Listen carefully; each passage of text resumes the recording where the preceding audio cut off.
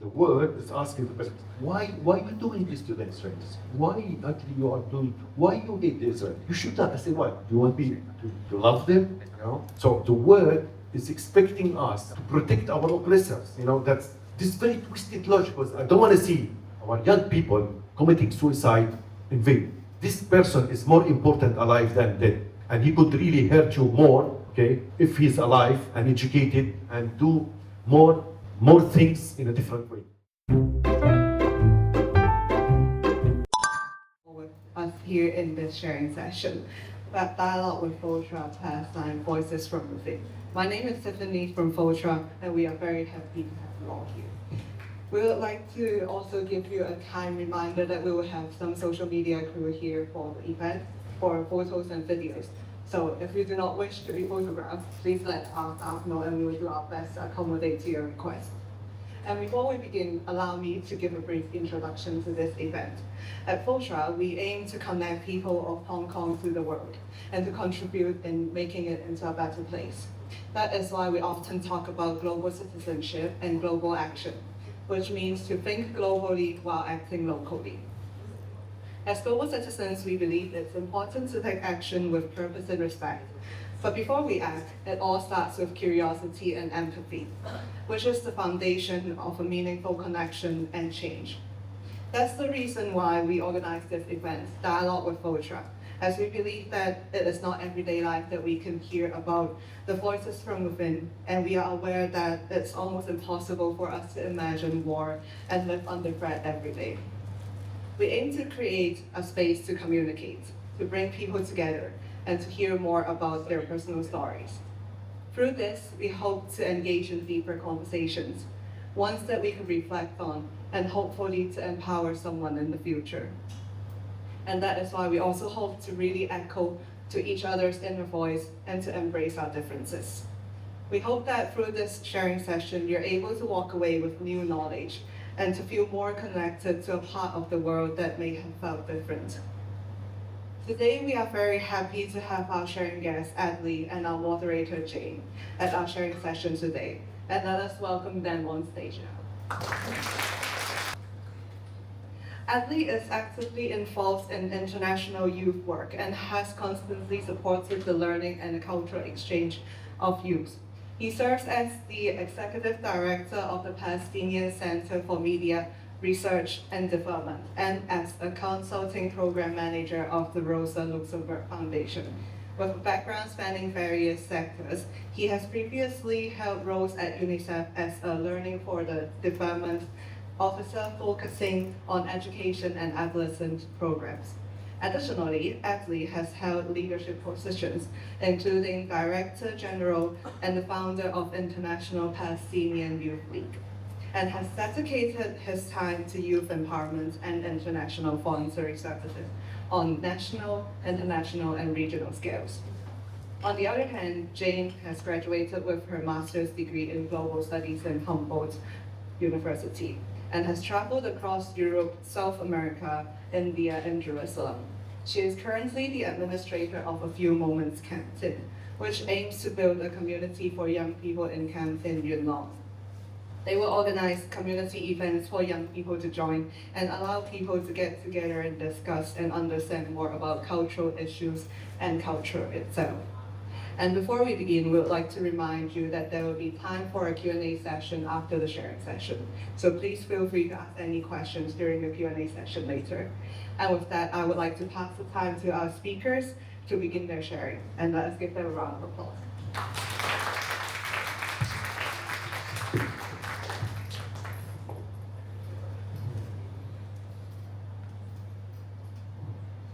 Shall we begin? Thank you.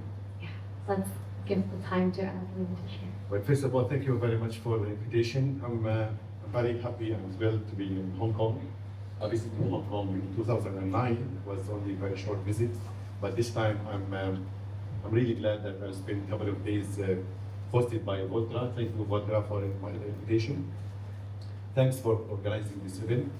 And it means a lot to us as Palestinians, especially in those hard times that we are living, or we have been living for the past 77 years, but recently with the genocide and on ethnic cleansing that is happening in Palestine. Thank you very much for inviting me. So I have a couple of few presentations for today. The first one will be about the ongoing genocide. It's about the situation in Palestine, with background about the conflict, when it started, and how we ended up in this situation. The second presentation will be more about my city, Hebron, that is going through very special circumstances, being divided city by the occupation. And the third presentation will be about our organization, or the organization that I'm representing today, which is International Palestinian League. Its interventions, what it's doing for the young people in order to reduce the impact of the occupation measures on the Palestinians. So thanks again, and I will start with the first presentation that I thought ongoing genocide and executed morality. Because I think when you have a genocide happening in 2025, and there is no morality anymore, on that, from the world.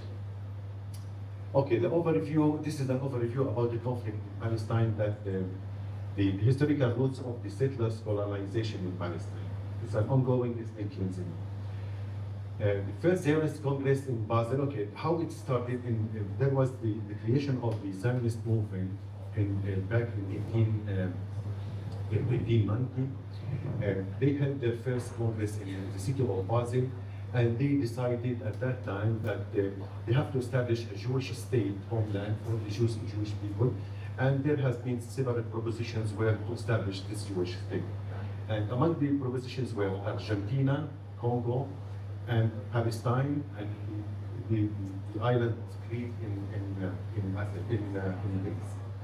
Now, in order to establish a state, out of the blue, you need to have some kind of legitimate or legal pathway. You cannot just simply say, tomorrow I'm going to establish a state and without any legal background whatsoever. So the first legal pathway that has been that earmarked the establishment or the first block to establish the Jewish state was the Balfour Declaration. Arthur Balfour was the foreign minister of Britain, who in 1917, who gave a promise for the Jewish and the Zionist leaders in Europe to give them a declaration, a promise to establish a Jewish state in Palestine. It was the first time ever to have such a legal promise by a foreign minister or by a state to establish a state for the Jews in Palestine.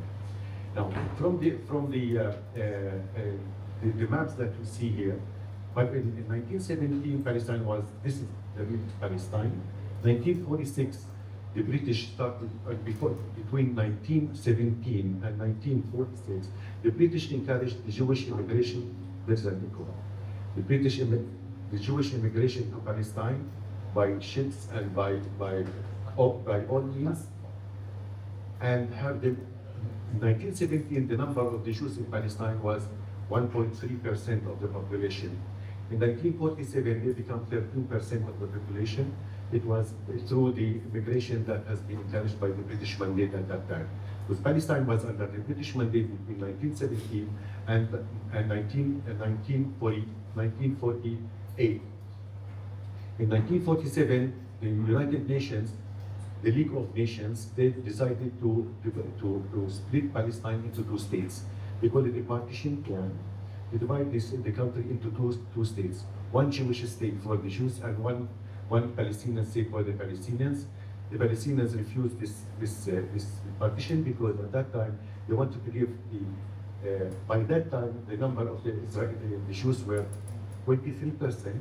They wanted to give 75% of the land to the 23% of the population and give only 25% to the rest of the population. This is why the Palestinians refused.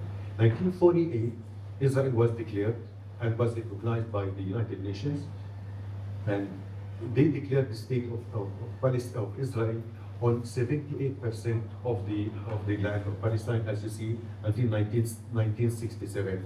So the green places are only the West Bank, Jerusalem, and Gaza. And now, as we see, what remained from Palestine, all these green dots are the only Palestinian cities that remained under the Palestinian Yetzer. All this just to give you a background how how with time, how they took over the land and controlled the whole country. Now, so we're talking from Balfour to Nakba occupation. Nakba, it means a catastrophe that happened in 1948 as the Palestinians, they perceived what happened to them in 1948 as a Nakba. Nakba in Arabic means catastrophe, where the Israelis and the Jewish militia, they expelled 75% of the population. At that time, the population of Palestine was about 1.1 million. So they expelled 750,000 Palestinians. They were sent out of the country to Lebanon, Syria, Jordan, Egypt, and other places. Now, so this is like a historical, let's say, okay. Now, the promise that was given by Balfour actually, it was given to people who have nothing to do with the land. 90% of the Jews who came, they were Europeans from Ukraine, Russia, France, Scandinavian countries, and so forth. Now, at one side, they were encouraging the immigration of the Jews to Palestine and kicking the Palestinians outside migrating and sending the Palestinians outside the country in order to change the demographic situation of the country. Now, in order to do that, you have to create a narrative, in order to support your aggressive approach, which as they created this motto that Palestine is a land without people, for a people without land. That Palestine was empty, it's a desert, it's empty, so we can give it to the Jews so they can build, because the Jewish people have no land, and there is a land without any people, so we bring the Jews and take it over. Although, so this was the first motto, this motto was the first indicator of their ethnic cleansing intention. So once you say that, for instance, I say like, Hong Kong is an empty place and I'm gonna bring Japanese to live here, like as a British, for instance, it's the British who don't own the country.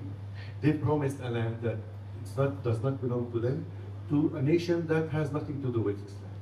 Now, this notion of land without people, for people without land, was the first indication actually for their ethnic cleansing, intention. Now, in order to have strategy, an ethnic cleansing strategy, you have, as I said, you have to invent narrative, how to justify this to the world.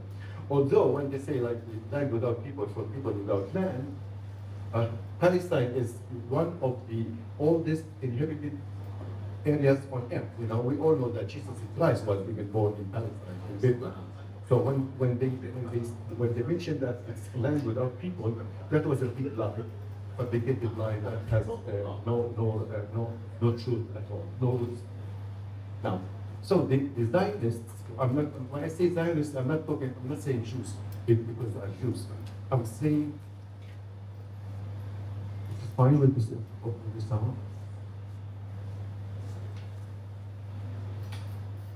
You have to put this on?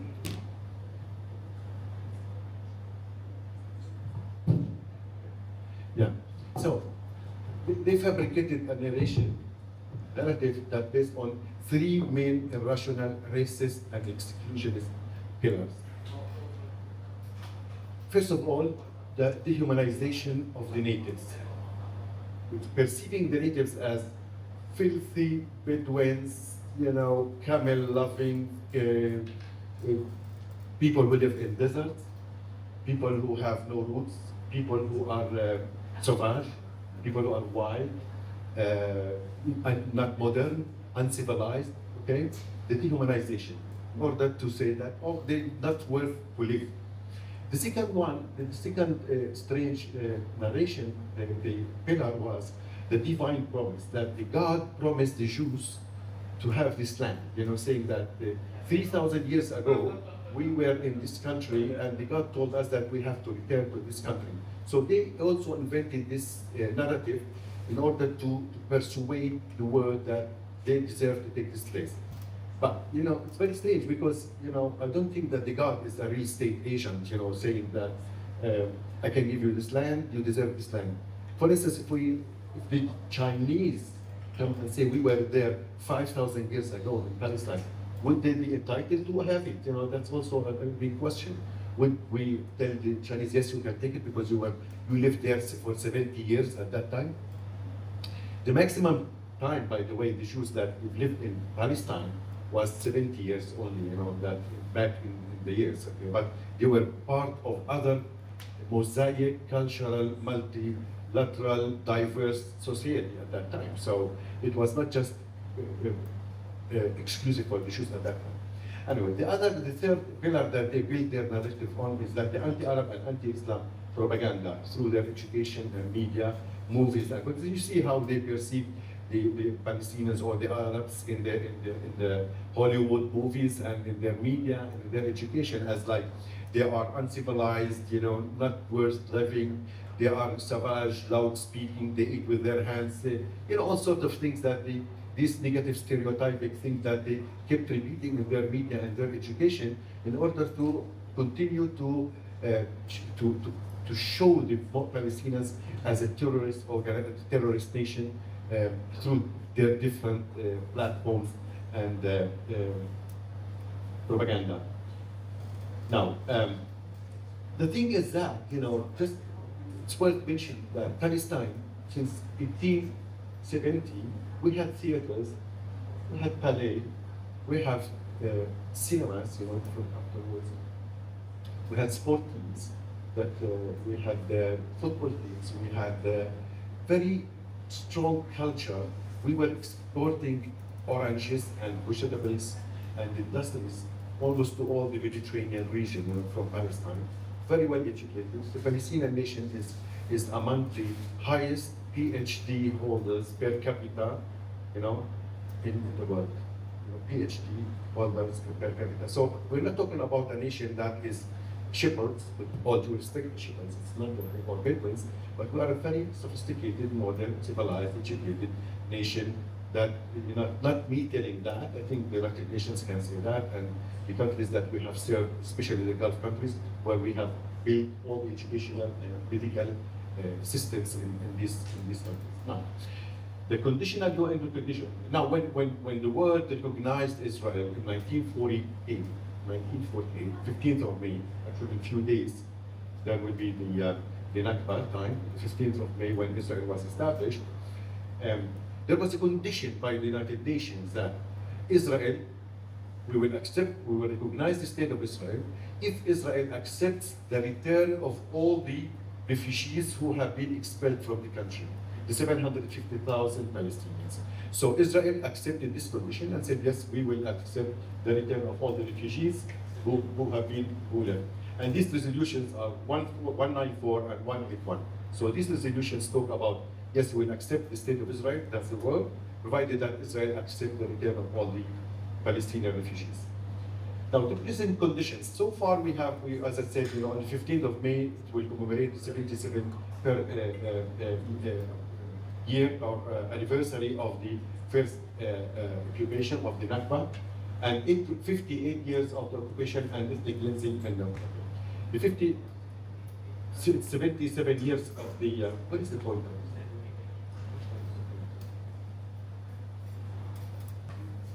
It's 77 years of the Nakba since 1948. Can you show me where to go?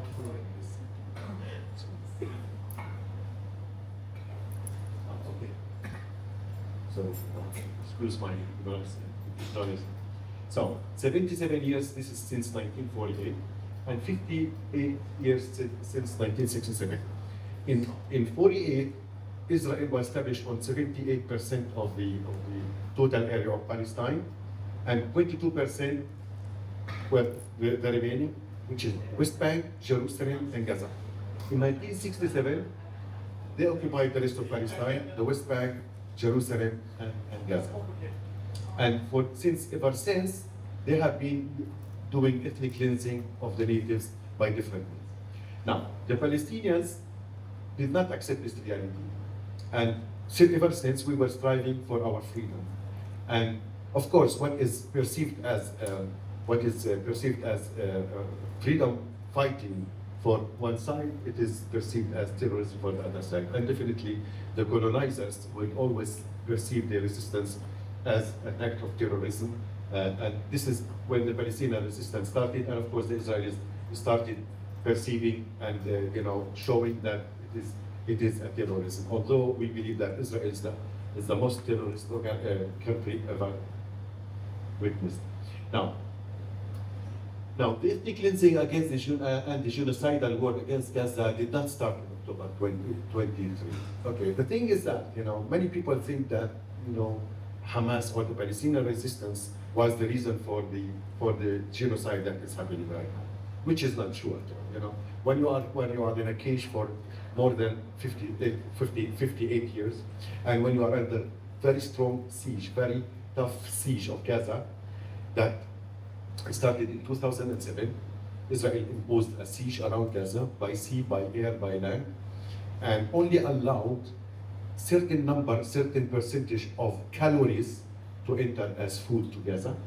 Like they said, okay, there are 2.3 million Palestinians living in Gaza. How many calories a person need to survive, just survival? It will be, let's say, 3,000 calories per day. So they were measuring how much rice, sugar, food, oil, vegetables should be allowed into Gaza. It's not humanitarian aid, it's for the merchants, like they will sell to Gaza, allow this number of rice, bread, flour, sugar into Gaza. So imagine living there this kind of life for 17 years, and of course controlling all the borders, not being allowed to leave or come inside. Plus, blackmailing the Palestinians, because most of the medical institutions are located in Jerusalem, for people especially suffering from chronic diseases like cancer, dialysis, kidney problems, whatever problems they have to commute to go to Jerusalem to receive medication. Now, the Israeli intelligence at the borders of Gaza, they used to blackmail the patients in order to force them to become collaborators in order to let them go to Jerusalem. They would compromise their health in order to have them as informers for the Israeli side. So under such pressure for more than 17 years and siege as such, you don't expect the Palestinians or anybody or with dignity to accept this kind of life and so on. Of course, the Israelis say it's like because the Palestinians did this in October 20. No, it's a natural reflection of people who are living under oppression. Now, also the wars even before 2020, before October 23, there has been wars against Gaza in 2002, 2008, 2012, 2014, 2018, 2021, and 2023. Now, so when they say this issue started in 2023, this is not right at all. We're talking about a long history of wars against Gaza. This comes above the siege and the siege around Gaza. So this is a big lie that it started at this time. Now, what Israel is doing right now is basically ethnic cleansing. It's not me saying that. It's not only the Palestinians saying that. It's like, and they are committing crimes against humanity, and what they are doing is this is an apartheid, and this is the Human Rights Watch, B'Tselem, which is an Israeli human rights organization, the United Nations, Amnesty, among many other organizations around the world. They perceive and they describe what is happening is a genocide and ethnic cleansing, and we all know that ICC and ICJ, International Criminal Court, and International Criminal Justice, International Court of Justice, they all also they consider what Israel is doing is a genocide. Now, I'm going to give some insights about the systematic discrimination and segregation under Israeli occupation. It's not only the genocide that is happening physically right now, live on TV that we are watching. It's an accumulation, and it is part of a systematic Israeli discrimination policy that they have been practicing and imposing on the Palestinians over the years. Now, this discrimination manifests itself in various ways. First of all, there is the legal discrimination that the Israelis impose.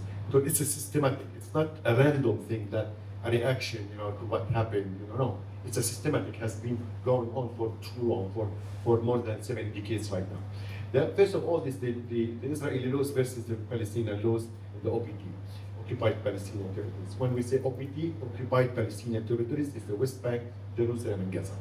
Now, for a person in the occupied Palestinian territories, there is the Palestinians, the natives, and there are Israeli settlements, colonies, that are embedded inside the Palestinian lands and inside the Palestinian cities in order to create more demographic or more Jewish presence in the occupied Palestinian territories. Now, any Palestinian living in the West Bank, let's say my son, in the city of Hebron, and there is an Israeli settler, a colonizer, a colonist, who lives in a colony in near Hebron, we are in the same district. If the Israeli boy, for instance, does a crime, let's say beat up Palestinian man, okay, or steals from a Palestinian shop, he will be treated according to Israeli civil law as an Israeli person. Especially, I'm talking about even children. If a Palestinian boy commits the same crime, let's say beat up a settler boy, this boy will be judged according to the military law, Israeli military law. So this boy could be given a notice to his family, say, don't do it again. This Palestinian boy could spend 2 years in jail. Okay, both living on the same area, but different laws. Okay, one civil law and one military law, which means that this is one of the definitions of apartheid. If you look for what the meaning of, if you search for the meaning of apartheid, it means that two nations living on the same piece of land, but living under two different laws. One discriminatory law. There is the other law, the legal apartheid, the nation law, the nation state law, which is an Israeli law that was passed by the Israeli Knesset parliament. Inside Israel right now, it's not only Jewish people who live there. There are about 20% of the population of Israel are Palestinians who did not live in 1948. When we said 75% of the population were expelled out of the country, 25% of the population stayed, some of them in the West Bank, some inside what we call now Israel. Now, the number of the people inside Israel, Palestinians, we're talking about 2.1 million Palestinians. So, now, Israel did nation-state law, which says that who is entitled to live in this country, in the state of Israel. Only people with Jewish religion are permanent residents or permanent citizens of this country, which means all the Palestinian Christians, Palestinian Muslims, Palestinian Sharkas, Palestinian Bedouins who live inside Israel, from the 2.1 million, are temporary residents of this country. So this is very racist, law. Not only me saying that, the United Nations, Amnesty, and so many other human rights organizations, they think that this is, and we believe this is racial discrimination. Now, other features of the discrimination and segregation, there is the demolition versus building and construction. Israel, ever since it occupied Palestine, they started to change the landscape and capture as much lands as it could. At the same time, prevent the Palestinians from building on their lands, putting very restrictive military laws to prevent the Palestinians from building on their lands. At the same time, they confiscate Palestinian lands and build Israeli Jewish settlements, as you see right now. At the same time, they started demolish any house. For instance, if I have a piece of land and I don't have a space, I want to build on my land, I'm not allowed. So I go and I build on my land, and I never granted a permit to live over. They will come and demolish the house. So they are providing permits of construction for new housing for the Jewish settlers and immigrants coming from all over the world, and demolishing and restricting the Palestinian expansion possibilities on their lands and building on them. So demolishing land houses is a common practice that happens on them. Demolishing actually Palestinian homes is not only for the lack of permits that the Israelis are issuing, especially in lands outside the cities, between the cities, okay? Now, it's also part of the collective punishment that they are doing against any Palestinian fighter who take part in a Palestinian resistance will have his house demolished next day. You know, they will come and explode the house, regardless how many buildings there are, how many floors are there in that building. So, just I was reading last night the latest statistics. Just for the month of April, Israel demolished about 1,300 structures, houses, businesses, and buildings and homes, just in 1 month. Okay? Now, the segregation, you know, this is the segregation and the movement restrictions, checkpoints, separation wall, borders, and permits. You see, this street is in my city. It's divided. This is for the Jews and this is for the Palestinians. Okay? If this is not apartheid, I don't know what is that. You know, if this is not segregation, I don't know what is that. So, Jews are walking on that side. Of course, they are occupying some houses. I will show you the houses in this area, in this street. This used to be the busiest street in my city. Okay, I'll be explaining this in the other presentation about Hebron. You know, so they live in several enclaves, several settlements over there. They take some houses and so on. Palestinians are not allowed to walk on this street. We are allowed to walk on this street. In this area. Now, the economic inequality. You know, like Israel is also capturing the Palestinians by putting, suffocating the Palestinian economy. They have put economic policies to monopoly all the export and import. So Palestinians, in order to export or to import, they have to go through Israeli customs, Israeli ports, because Israel controls all the borders. We don't control anything at all. They control the ports, the airports, and everything. So when you buy anything, you want to import something, for instance, from China, it has to come through Israeli agencies. And Israelis, they charge you as well, even for importing. Now, if you want to export, and this is also a big issue, because we export lots of marble, like, you know, stones and granite, and among other industries that we do, and it has to go, and vegetables, fruits, and so on, it has to go through Israeli ports. And if Israel is angry with you or this city or that city, for instance, from Hebron, if you want to import stones, or import, export stones or grapes, because we are very well known for grapes, and they are angry with the city of Hebron, they would let the trucks stay in the sun for 1 month, so all the grapes will get rotten, and then you will not go. So this is very common practice. Now, there are currently in the West Bank 898 checkpoints, roadblock, and barrier. In order to go from one city to another, it's inside and around cities and towns and refugee camps. My city, Hebron, itself, just one district, we have 121 checkpoints and barrier and closure area. So in order to go from one place to another, it's a nightmare, and it takes. We are now spending half of our time if we want to transport from Hebron to Ramallah, from Hebron to Beit Lahem. You need really to be very patient in order to get there. Now, the thing is that what they also do with these checkpoints is that you don't know when they will open. And for instance, in our city, there are 4 checkpoints that they open on every day, but they open them for certain times. But you don't know which one they will open this day. Okay? So you have to check. I can show you on my mobile. We are part of lists of groups of mobility. You know, traffic mobility. They call it checkpoints, Israeli checkpoints, to check which one is open. They'll open it. They will not open it before 9 o'clock in the morning. Why? Because you have Palestinian cities and you have settler points here and there. So what they do is that they close the Palestinian city, so the settlers can go to their work without any delay. Well, the same with the Israel controls the ports, taxation. Now we pay tax and we don't receive any services. The customs, the clearance, when we import anything from outside, Israel collects the taxation and they give it to the Palestinian authorities, so the Palestinian authority can pay the salaries of the civil servants. Actually, unfortunately, the Israelis have held all this money since October 2023, and they owe the Palestinian authority more than $3 billion in tax revenues, which they refuse to do. The violence and the military occupation, the execution, detentions, and the state-sponsored settlers, militia violence, curfews, closure. All this is, every day they execute people, all those who are involved in the resistance.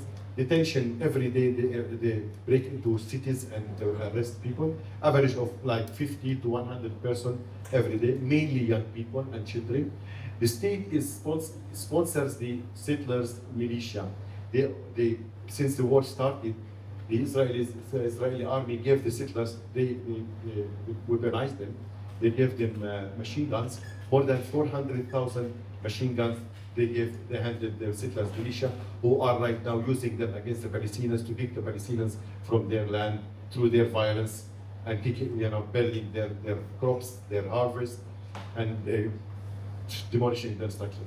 Curfews, they impose curfews on certain cities and villages. Closures, as I said, deportation, they deport anybody who gets involved in any action. They take them from the West Bank, throw them in Gaza. The torture, we all know about the torture. The execution of the Palestinian in Gaza, Palestinian people who they put in Gaza.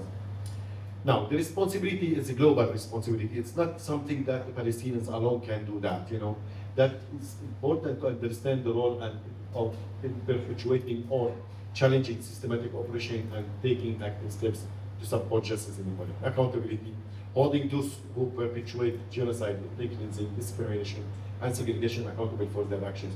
If we allow Israel to go away with that, without accountability, I think the world will be paying very high price about that. This involves advocating for policy changes, supporting legal actions against war criminals, and ensuring that international laws and norms are upheld. Action needed. I think there are several things we can do. International community partners, stakeholders, politicians, and nations to translate this important solidarity stance with the Palestinians. Now we know this solidarity is going on, growing up in the world, but this has to be more translated into actions and laws in order to hold Israel accountable for its crimes. Now, there we have also the support for the BDS, the Boycott, Divest, and Sanctions Movement, BDS. I will share with you the website for the BDS. It is actually to boycott Israel in order to impose some pressure on Israel in order to help to step back from what it's doing. Take part in any action supports Palestine demonstrations, marches, rallies, sit-ins, seminars, and like this one, show films about Palestine, etc. Develop local and national activities that would raise your nation's awareness about apartheid in Palestine. It's very important that we continue to talk about, if we let Israel escape with its crimes, I think we will all be suffering very soon. Organize study visits to Palestine. It's very important that you come to Palestine and also see by your eyes what is happening over there.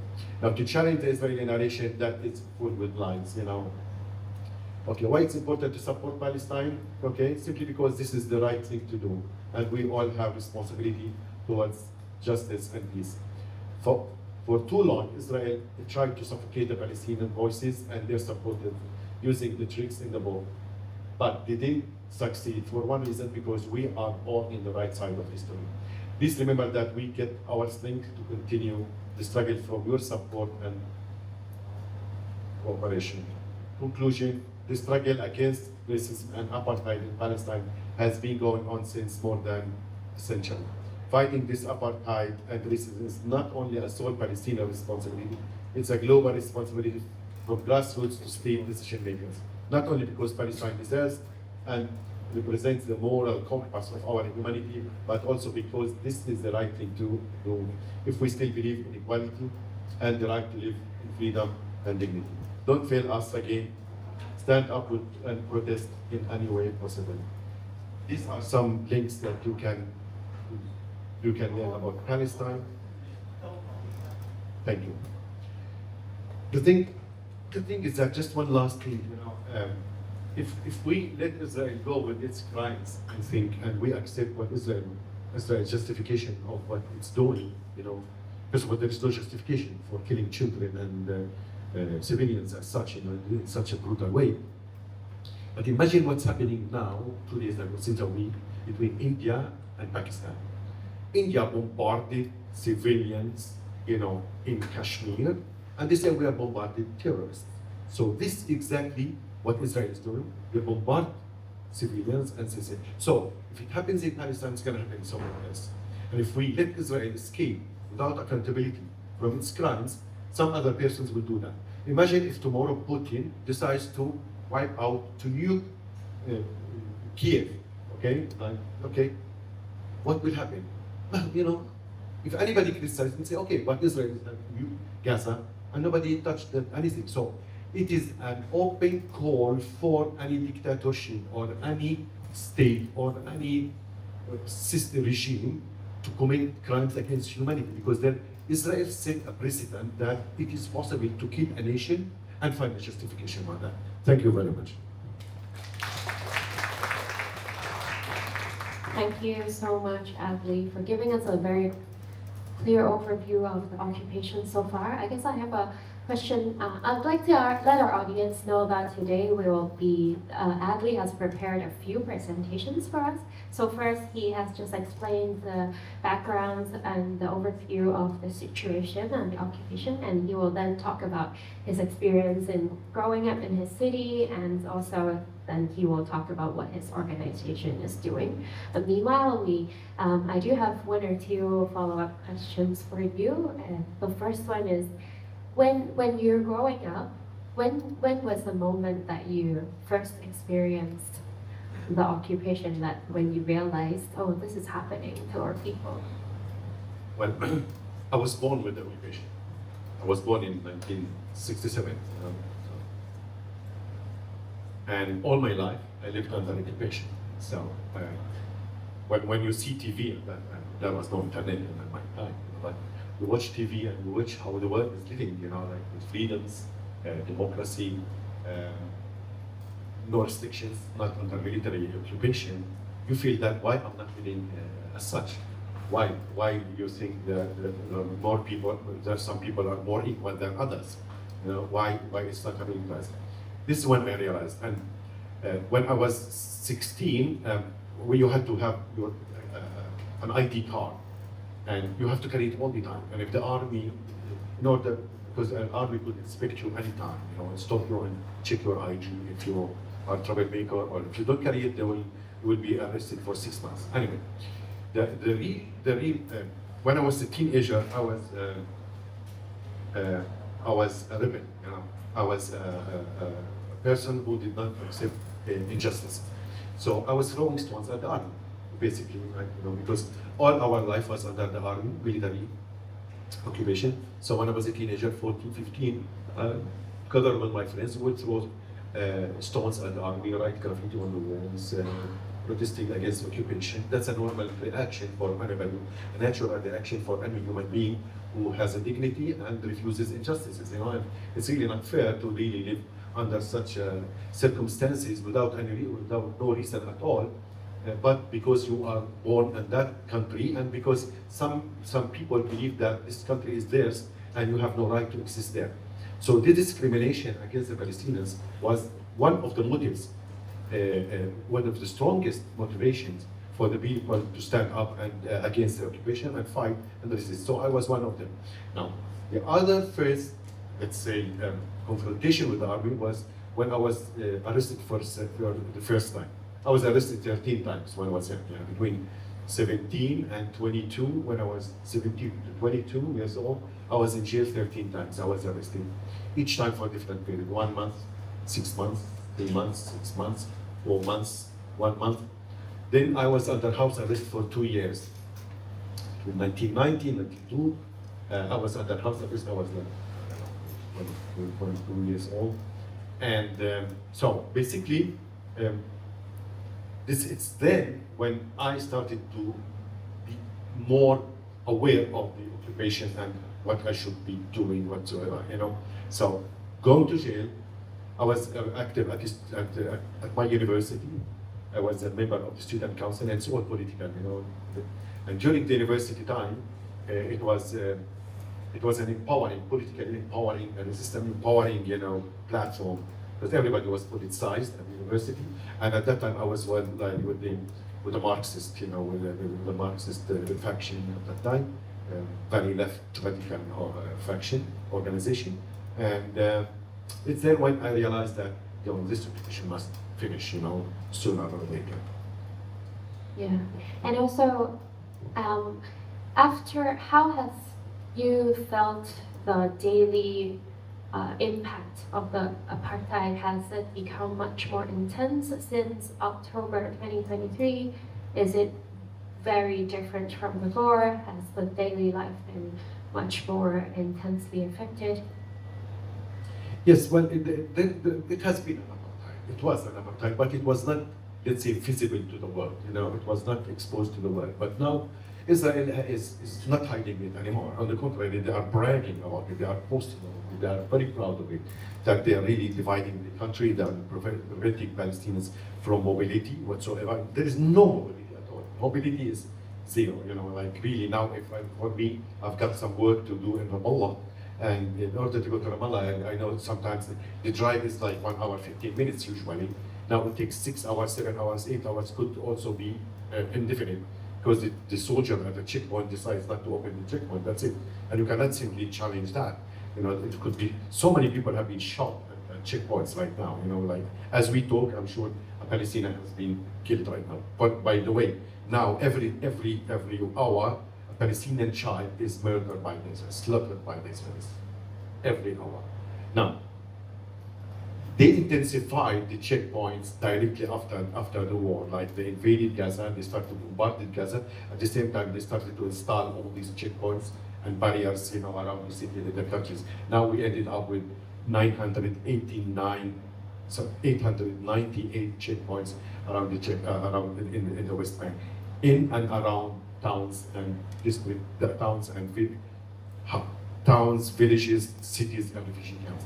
It is right now. Now, the other thing, the other scary part of this apartheid is that the Jewish militia, the settlers, they are patrolling the main roads, like between the cities, and they are armed, well armed up to their teeth, and you could be shot for any traffic mistake that you do, as you drive on these main roads.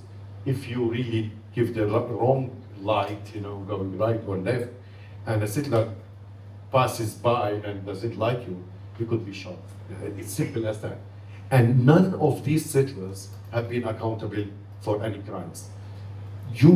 Now every night they go into towns, remote areas, and they burn the houses, they burn the harvest, they burn the lands, and they steal the cattle. Even like the city now, this is the new phenomenon. Now in order to steal more lands, what they do is that they prevent the Palestinian shepherds. Palestine is very green, by the way. It's very green. They prevent them from grazing in their lands. So they force them by military order not to let their cattle outside the barns. They have to keep them indoors. So the Palestinian shepherds, what they do is that they sell some of the cattle to buy animal fodder for them, for the animals, instead of grazing. Now it's spring, green. They are not allowed to get out. And they're giving the lands to settlers, and now they have what they call the shepherds outposts for settlers.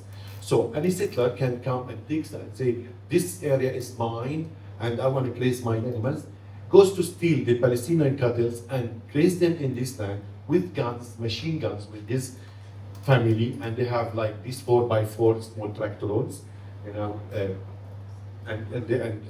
they take over the lands while the Palestinians cannot do that. Now they have 18 shepherds outposts in Palestine. All the grazing areas, all the green fields are dominated right now by the settlers militia, and they're not allowed the Palestinians to work. On the contrary, what they do also, they come at night and they burn their houses to force them outside the land. All what the Israelis want to do is to take as much land as they possible with less people inside them. So they kick the Palestinians, take their lands. It is Yes.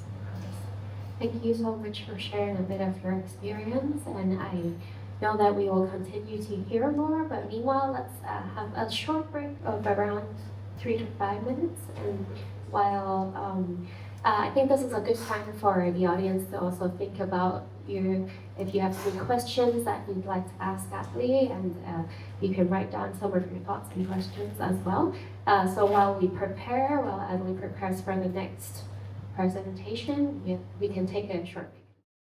Adli again to continue with the next part of his presentation.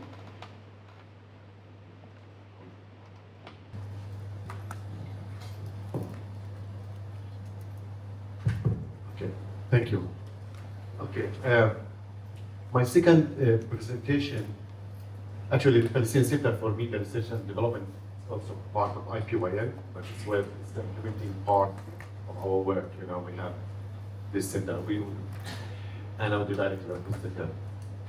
Now, Hebron is the real face of colonial and military occupation. Actually, it's the only city in Palestine where you will see very strange situation and apartheid in action. You know, real face of the apartheid that the Israelis are imposing.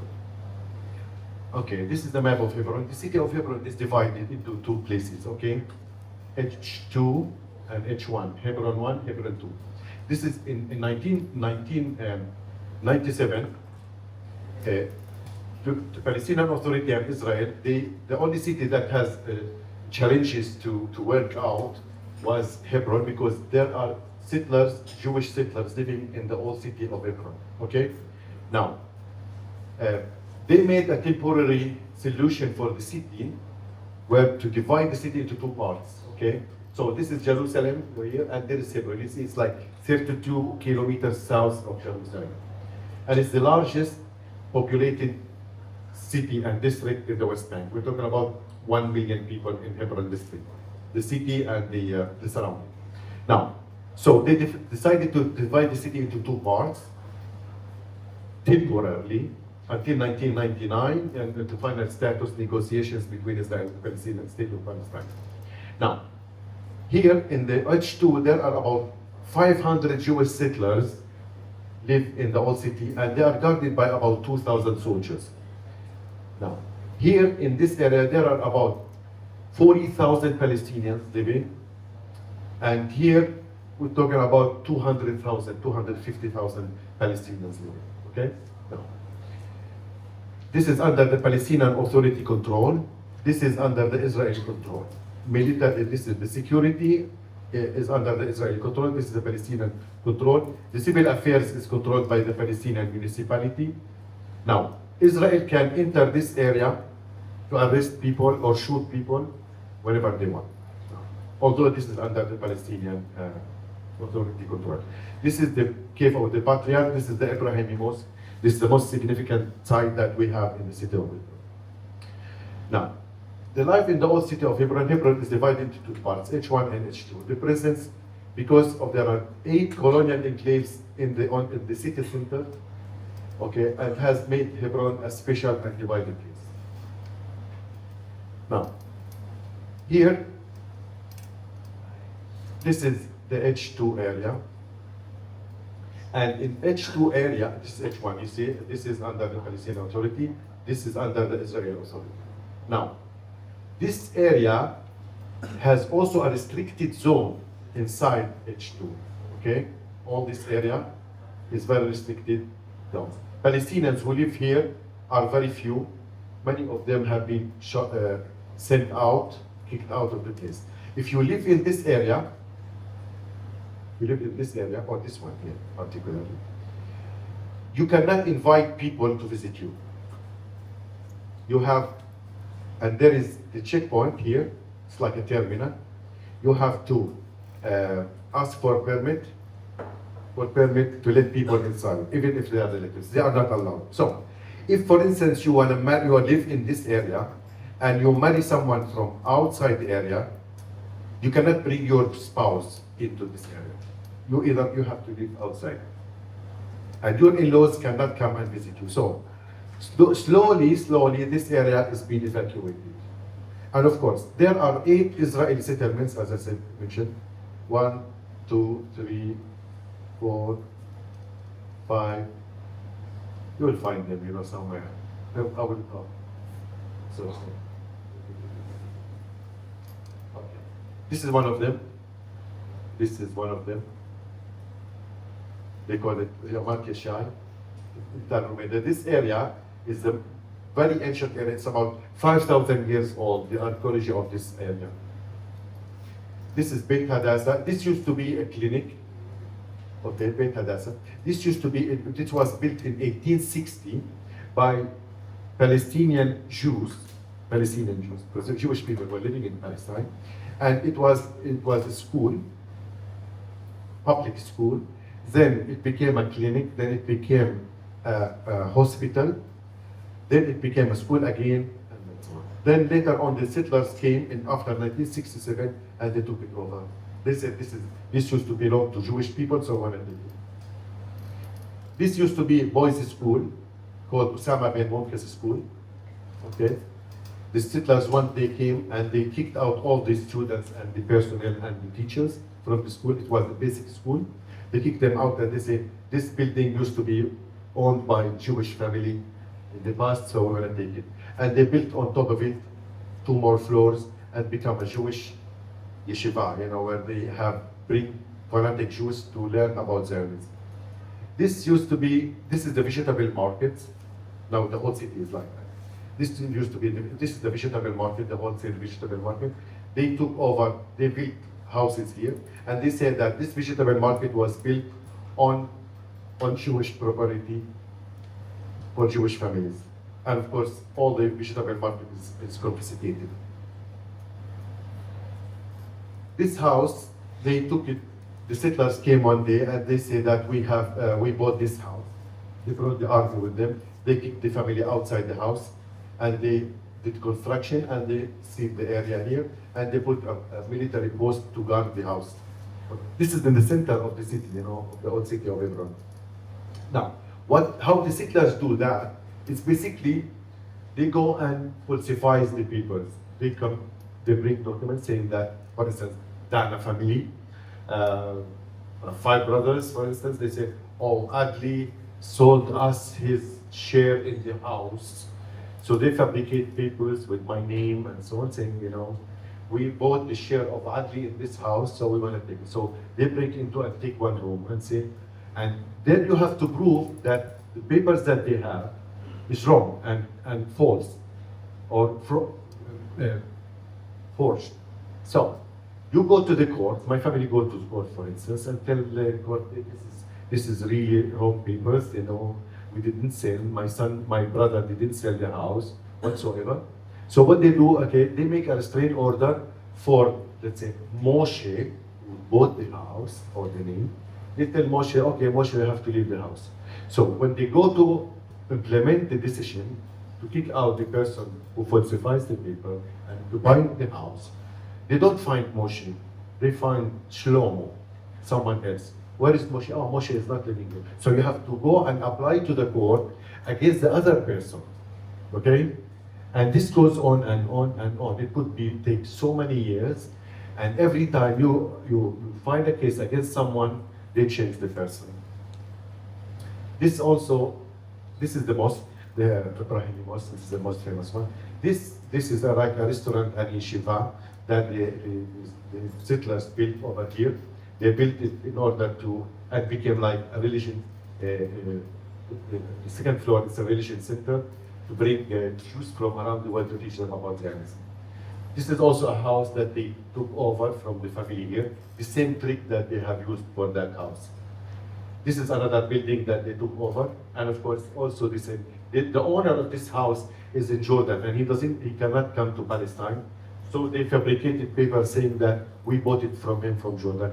So he has to come himself from Jordan to case a fight against the settlers, but he cannot enter the country. They don't let him come to the country. Now this is like, the restriction of movements in the city is like such. You have these barriers, something like that, like that, like that, like that. This used to be the busiest street in my city. This is like in the 80s, early 90s. This is where like the city center, very close to the mosque. Now it looks like that. You see? Settlers Road, Jewish Road, and Palestinian side. The same picture from the other presentation. This is the same street. Okay? So you see, the area is all deserted. This is an Israeli soldier just playing, in the area. I grew up in this area, by the way. It's the best place to go on bicycles. Chasing children. More restrictions, more styles of restrictions. You see all these. Okay, so another checkpoint. This is very unique street. This is the road to a street, to a school. It's called Kutuba School. This is the only entrance to the school, and very often the soldiers they just close the area. This is a neighborhood called As-Salami neighborhood. All the neighborhood is surrounded by fence like this, and this is the only gate to get in and out. And imagine the pupils going to the school in the morning, and the gate is closed, and it depends on the mood of the soldier whether to open it or not. The whole neighborhood will be isolated. Now, you see, these are settlers. These are settlers here. This is the neighborhood where the vegetable market I visited you. Now, any Palestinian who has their house, of course, all the houses you have the doors that goes to the street, to the main street.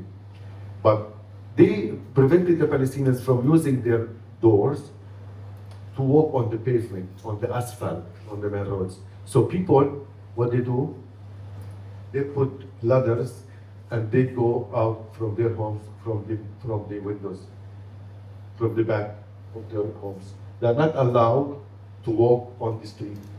So this is how they enter their homes. Now, this is the city and how it is divided. Like if you want to go from this place to another, to this place, okay, this is the natural road, it just takes this, few minutes. But it takes like this. Because of the checkpoints, you have to go all this around. Shops in Hebron. 1,620 shops are closed in Hebron. 520 closed by military order because they are near the settlements in the old city, and 1,100 closed for economical operation. They put checkpoints, people cannot bring their goods or go to do shopping.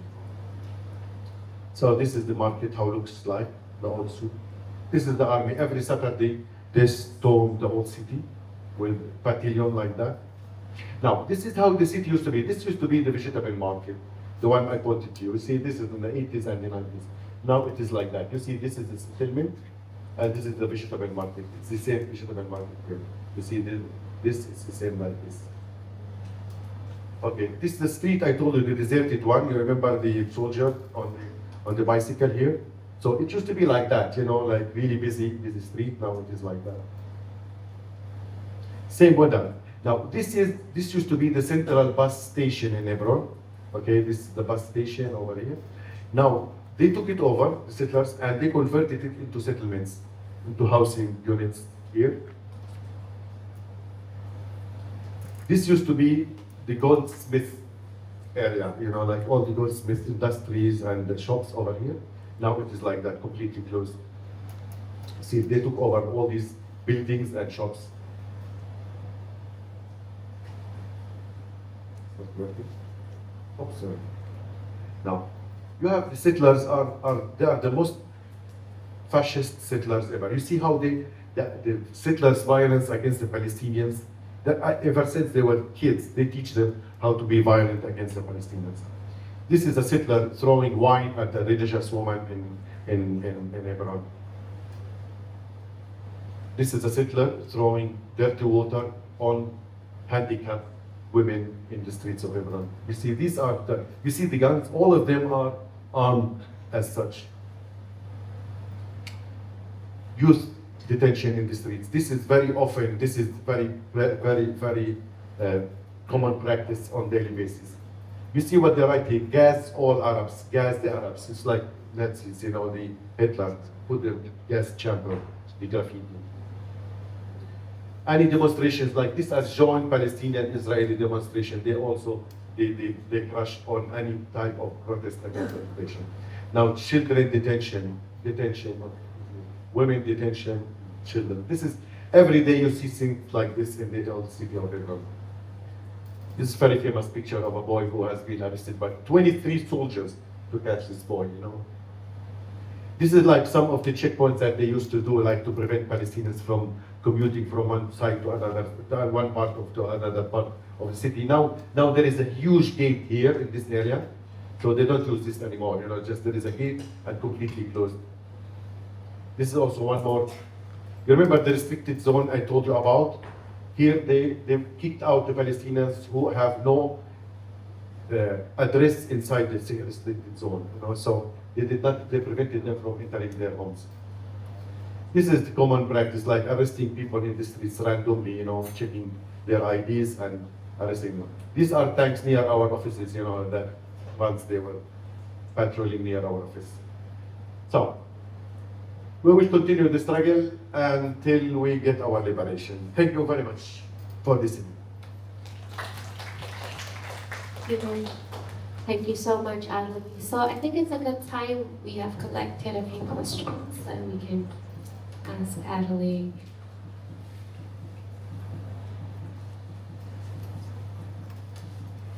Thank you.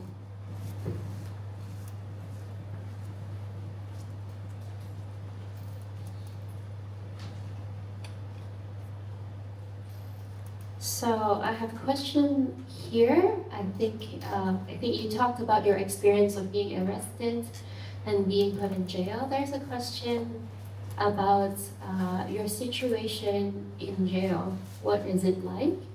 Is it only for Palestinians, or the Israelis are also incarcerated in the same place? And what does the environment there look like? Ask more questions. All right.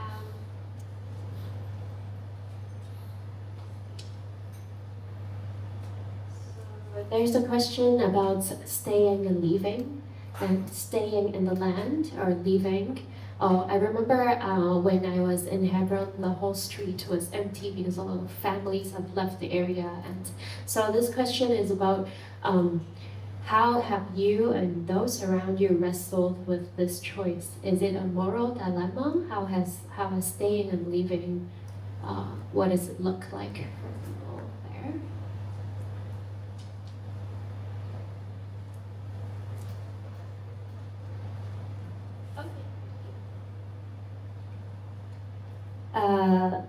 There's a question about, was there a time that you felt hopeless? What made you keep going? And there's a question about, have you ever been to Gaza? How is it different to the West Bank, and how did you feel about it? Should we just do those for now? Yeah. Thank you for the questions. Thank you. I think they're very important. First of all, jail is it's exclusive for the Palestinians, like political prisoners, and we usually consider the prisons inside Israel as schools of revolution, we call it. Schools of revolution. Like when you go to jail and you meet all these Palestinian leaders, because 99% of the Palestinian prisoners in Israeli jails are very well educated, like professors, doctors, lawyers, teachers, you name it. Most of the intellectuals and the elites, like the intellectuals, Palestinians, are inside Israeli jails. So when you are in jail, you are among best of the nation in a way or another, because this is what Israel is trying to do, to shut any voices that is against occupation, and mostly the intellectuals and the educated people are the ones who are really leading the resistance and the struggle.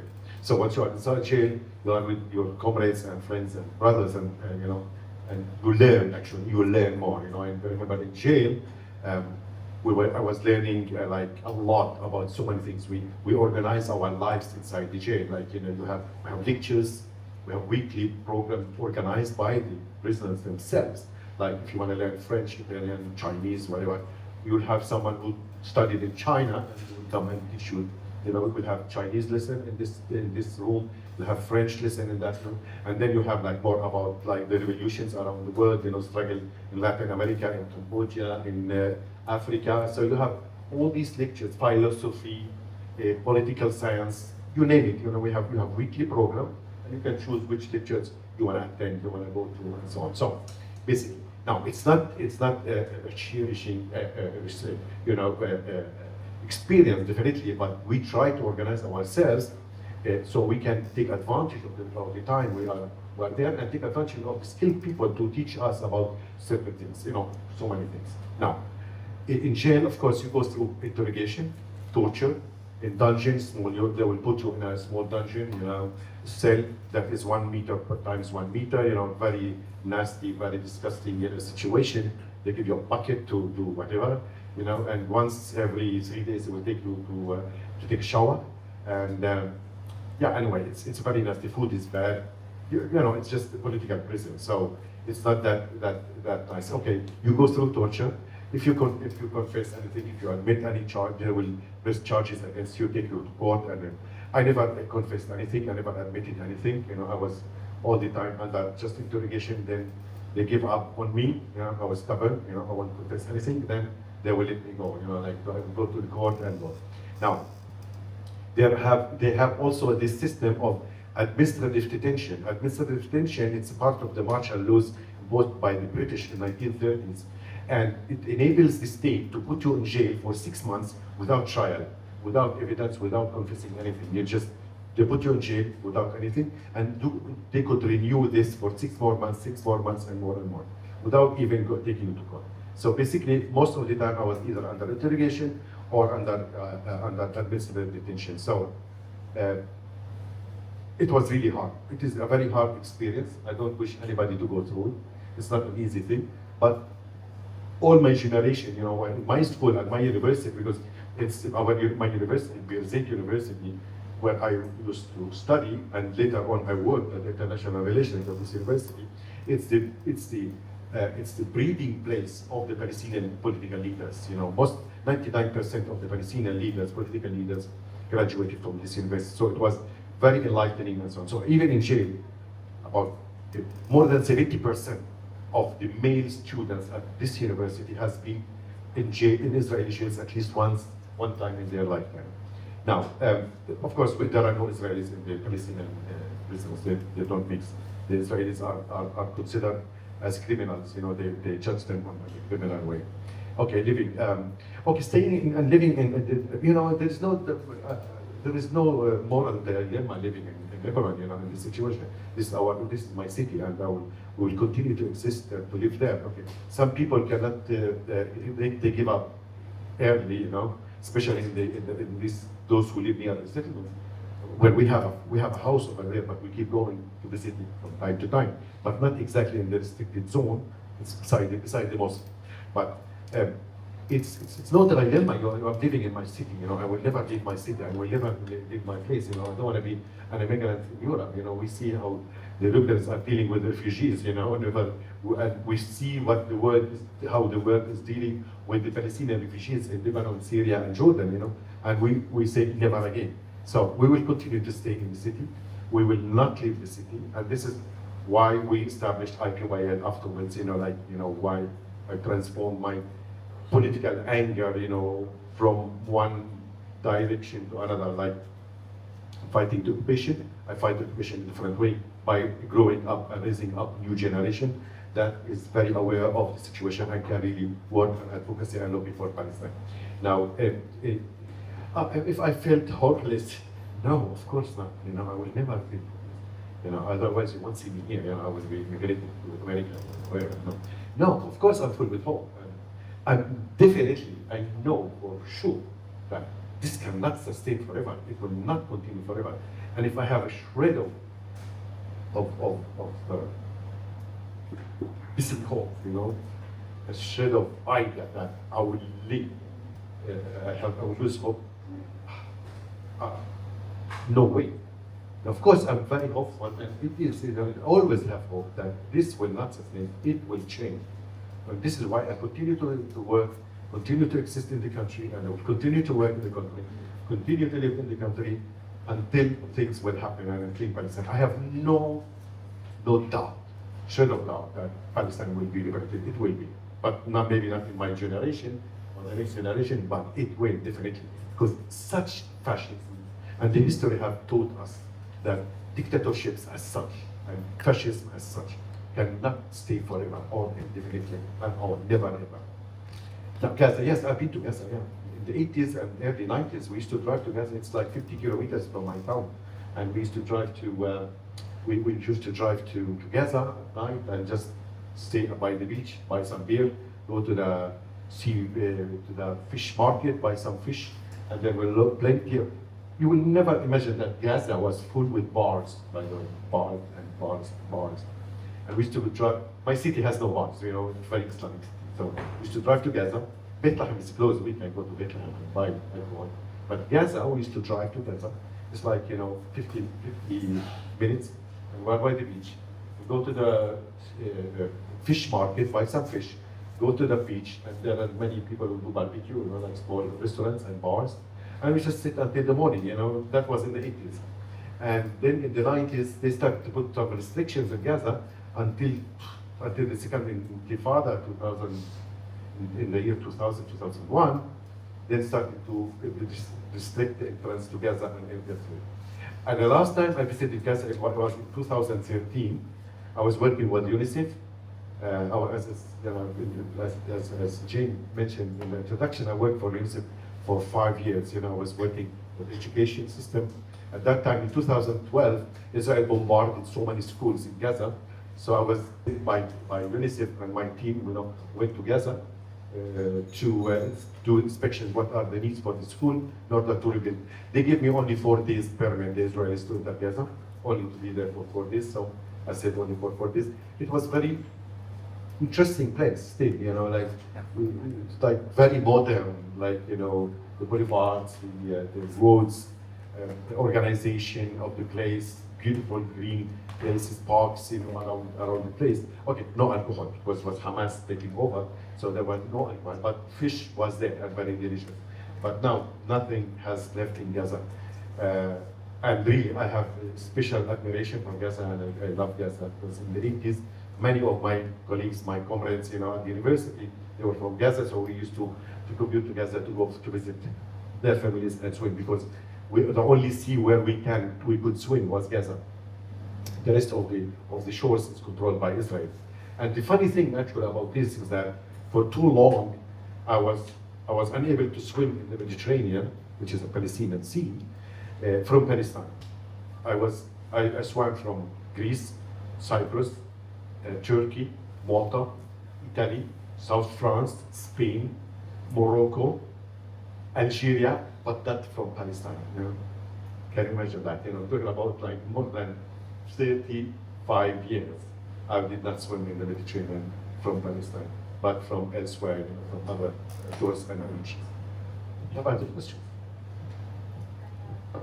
Have one question here that I think is fit to ask now. How do Palestinians cope with all of this injustice? And what about the role of the Palestinian regime? What does the government, what have they done to protect or contribute to the Palestinians' well-being? And compared to the situation in between Ukraine and Russia, there are many other countries, including the US, who are supporting Ukraine. Where are the Palestinians' allies? Yeah, I believe that's the question. So let's do those questions. Okay. How we co-op? We don't co-op. You know, we don't have choice. We don't have a choice. We either continue to stay or we don't stay. So it's our destiny that we are under this aggression, this occupation, and we have no other place but to stay in this place. So I think the capacity of the Palestinians to be resilient in their lives is very special. It's worth studying actually, and really writing about, because I think we can teach lessons about the resilience and the steadfastness of the Palestinian nation, how they really managed their life. But I don't like the word co-op, to co-op with this word. To co-op, it means that you go with what the enemy wants you to do. We're like, you know, pushing you or no.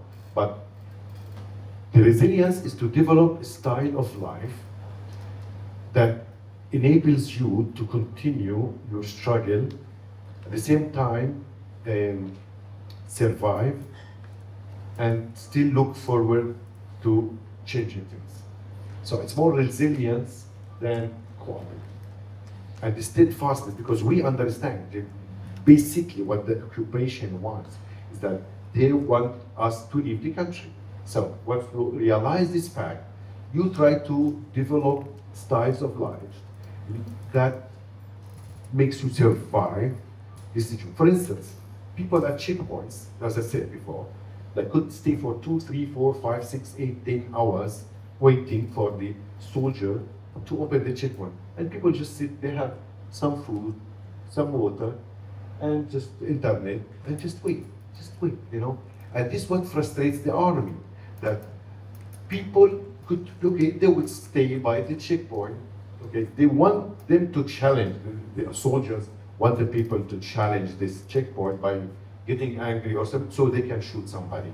So once you sit in the car and just wait, listen to music, this makes them very angry. They're really astonished, the Israelis. I met several Israelis. They said, I really don't understand how could you tolerate what we do to you? You know, how could you really live with it? I said, well, this is our country. This is not your country. You're trying your best, and we will not leave. That's it. You have to keep it in mind. If anybody has to leave, it has to be you, not us, because you came as a parachute to, you know, into our backyard and just claim that the place is yours, you know. So it's you all holders of dual citizens. The most of them, 90% of the Israelis have dual citizens. They're all Europeans. They all have European passports, you know, and U.S. passports, among other passports, and so on. So you are the ones who are in the wrong place. You know, we are not. This is our place, and we're not. So the capacity of the Palestinians to resilience is very, very impressive and very interesting. And this is the only thing that makes us, you know, continue in our way. Now, the other thing is the role of the Palestinian Authority. Palestinian Authority they have a very limited capacity, you know, to do anything. And besides, they accepted to play the role of watchdog for the Israeli, you know, security, unfortunately. They think that by doing security coordination with the Israelis, that they will be rewarded by the occupation by giving them. It's an authority with no authority. There is no sovereignty of any kind that the Palestinian Authority has. And besides, you know, the capacities are very limited to, and it's limited to cities, you know, that are populated cities of Palestinians. They cannot function outside the cities. They need a permission to move their troops, not troops, just what do you call it, the police, you know, to move from one city to another. They need to coordinate with the Israelis to arrest criminals, to arrest the drug dealers, whatever, you know. Now, the problem is that Israel is not giving them any political space whatsoever. They're completely marginalized, and as I said, you know, their economic and financial and political space is very shrinking. There's no space. They don't have any space to function in any of these domains.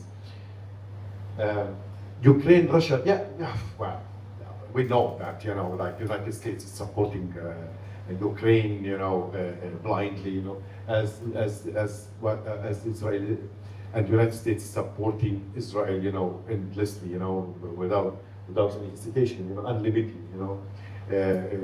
They do. It's the capitalism, it's imperialism, it's a colonialism, you know, policies. It's like to support each other, you know, and to limit the expansion of the Russians, you know, within Europe and so on. But we don't have alliance. We don't. But one major problem that we suffer from as Palestinians is not only the Israeli side and the imperialism, but also the Arab regimes who are non-democratic dictators, authoritarian regimes who are collaborating with the Israeli side and not really giving any space for the Palestinians. If the Arab countries really care for the Palestinians, the minimum thing they could do is just to grant us visas to enter. It's super impossible to get a visa to any Arab country. Can you imagine that, you know? And they say, oh, we support the Palestinians. No, they don't. They are fighting for their interests. They are not interested in having democratic regime in Palestine, because in Palestine, we did the first elections in 1996, and in 2006, 2005, 2006, it was democratic elections. the Arab regime freaked out. They were so afraid because they did not want to have any democratic regime in the region because it will really agitate their people. Because all the Arab nations are living under dictator regimes, authoritarian regimes, royal regimes who are really consuming the people, the nation's resources, and collaborating with the imperialism and crushing over their nations. This is why the Arab regimes, they are not interested in having a liberated Palestinian state that could be democratic and could be a model in the region. Definitely, our enemy is not only Israel, it's also the Arab regimes that are not willing to see an independent Palestinian state. This is why, one last sentence here, imagine if there is a democratic regimes in the Arab Gulf countries, Saudi Arabia, Qatar, United Arab Emirates, Kuwait, or Bahrain, or those countries who are dictator, like authoritarian regimes, who feel like these families, they feel that we own the place, we own the people, we own the resources, okay? Imagine if the people start to see a democratic regime emerging and they ask for democracy. If these nations become democratic nations, the first thing they will do, they will overthrow these royal families and those authoritarian regimes. Why you are consuming our resources, without our consultation? So if it's a democratic, then there will be accountability and transparency. And these regimes are not interested in having any democratic practices in their countries, and this is why they don't want to see a democratic regime arising in Palestine or elsewhere in the Arab world. What's yours? Yeah. We do have quite a few questions left, but a lot of them are about peace efforts, and I understand that Adli has a part where another presentation where he talked about your own work in peace and your own organization. So why don't we just start with that and then we can continue with the questions about peace efforts. Okay. Can you play? 4. Yes. Okay. So this is the International Palestinian Youth League. This is the organization we established back in 1997 as an NGO youth organization. Targets Palestinian youth and the youth-led organizations. And the mission is to empower Palestinian youth against social and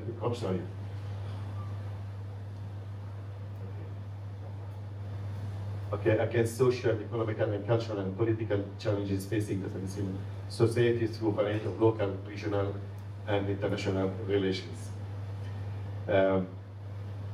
What is IP? It's an NGO, not for profit and non-partisan. We don't belong to any political party, although we are all seculars, and let's say lefty, more or less Trotskyist, basically. Okay, and we target Palestinian youth at this age. Why we have a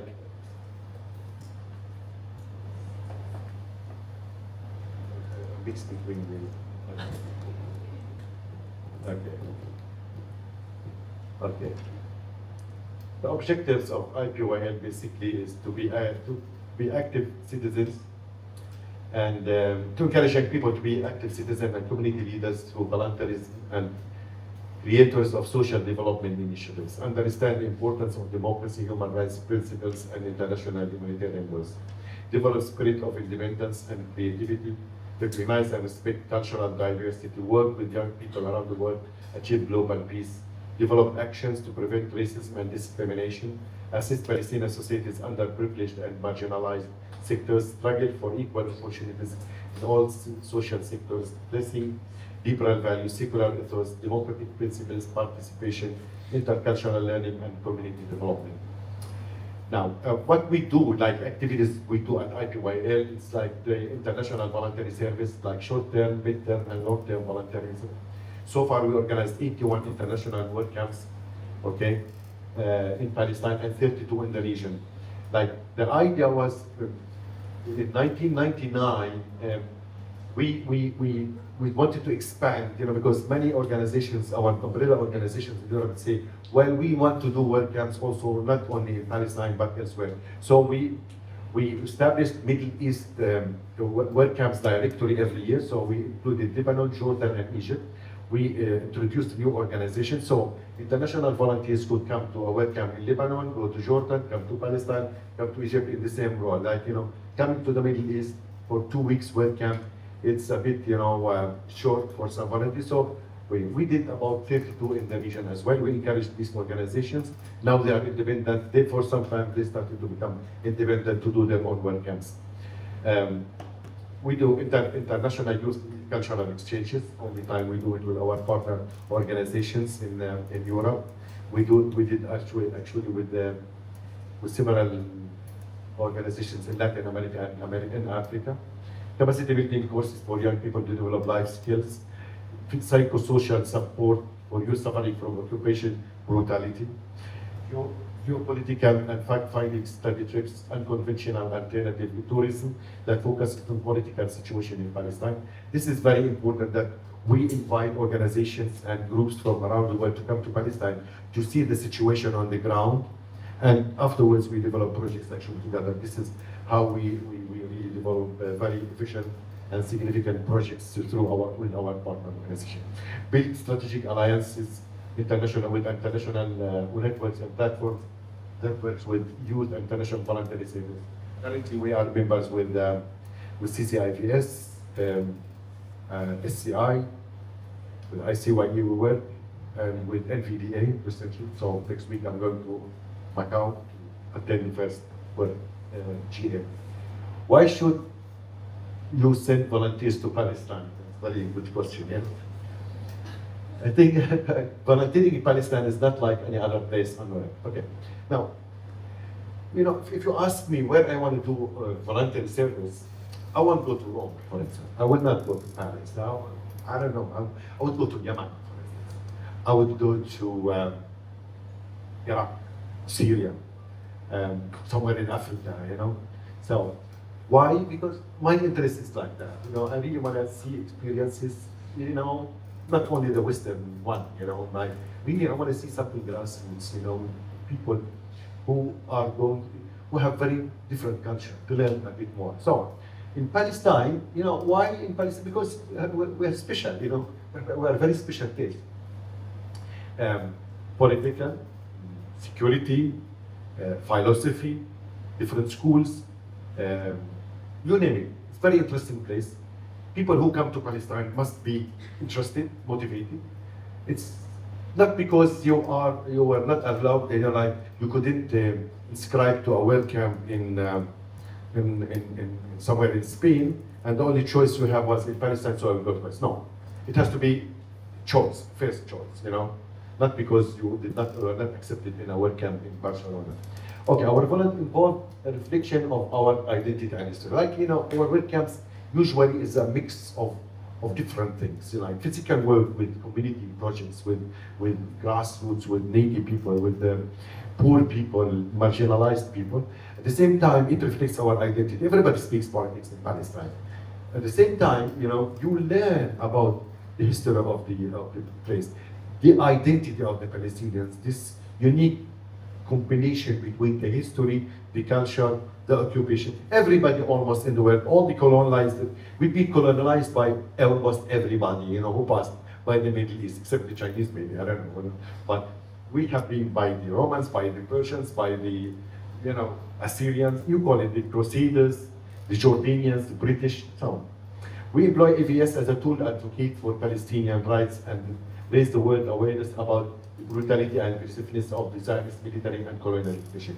This is, we work on advocacy, advocating the Palestinian rights, advocating the Palestinian question and the Palestinian issue. Develop global solidarity campaigns with Palestine and the Palestinian lobby for peace, justice, and liberation. This is why I am here, I am here developing, solidarity campaign, solidarity building. Okay, work camps for this year, we planned 3 work camps, we deleted 1. Now we have 2, hopefully, so far we did not receive any volunteer. Most likely this one will be cancelled. This is the Christmas work camp that we do every year in the city of Bethlehem.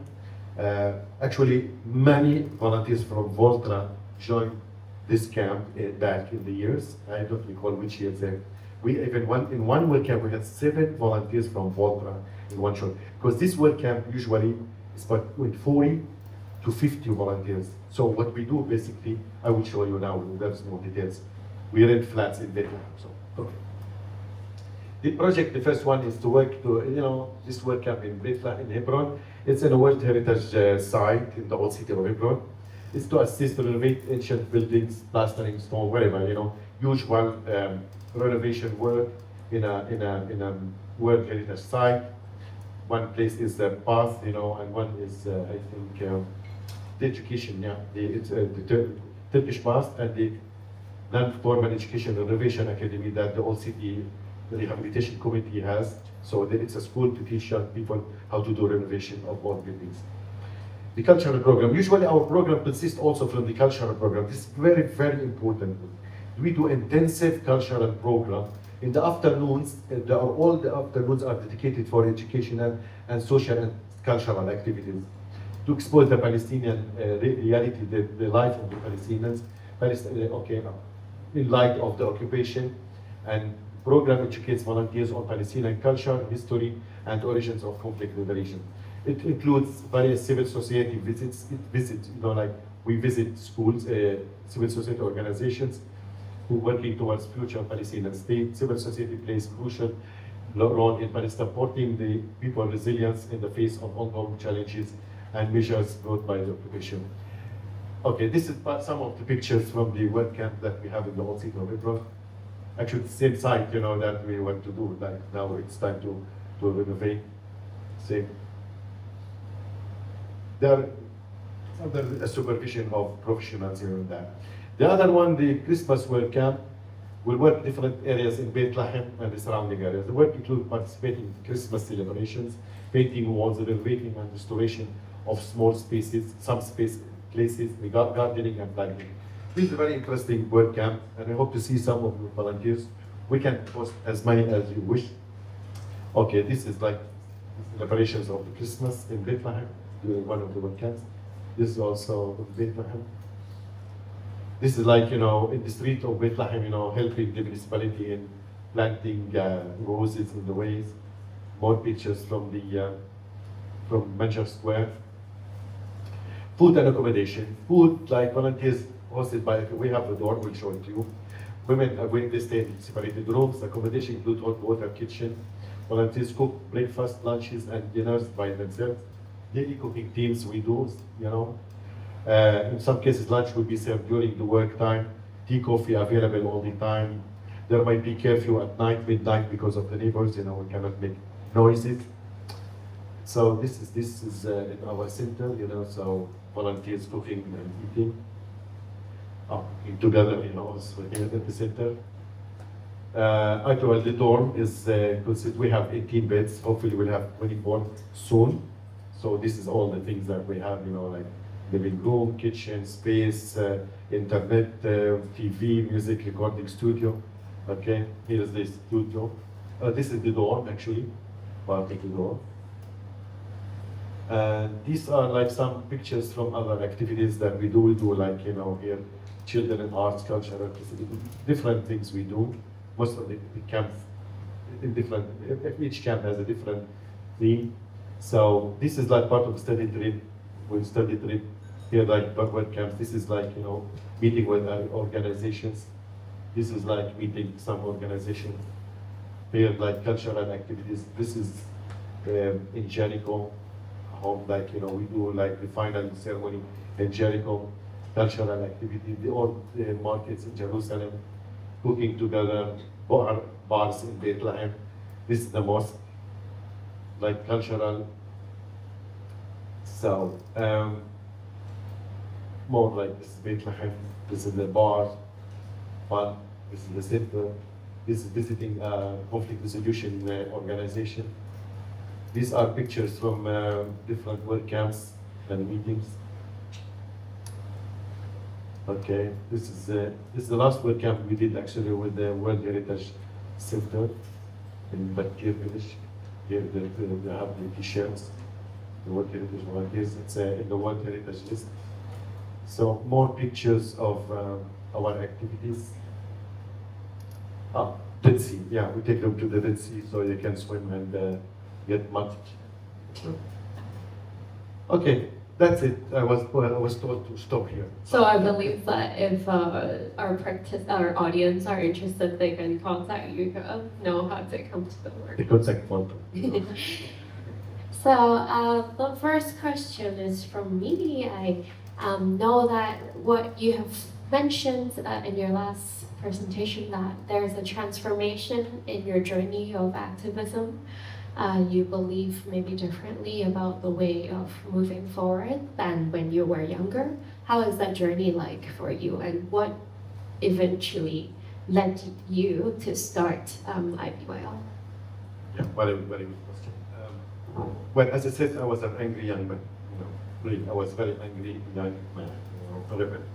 They didn't like having orders, hated the police, hated the army, hated all forms of oppression. And 99% of them was from oppression. My family was a great family. I have fantastic childhood life. That's why. Now, I could not understand, who gave the authority for another nation to control another nation and control my life without my permit, and yet can live with that, and not to revolt. So, I only believed in violence as a tool, like throwing stones at the army, blocking the roads, enforcing strikes,